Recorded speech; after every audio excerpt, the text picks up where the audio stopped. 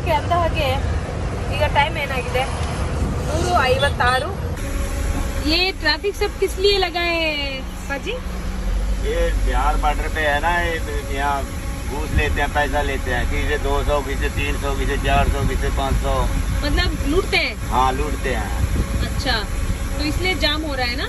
हाँ भाई, इसीलिए इतना जाम हो रहा है। ಛೆ.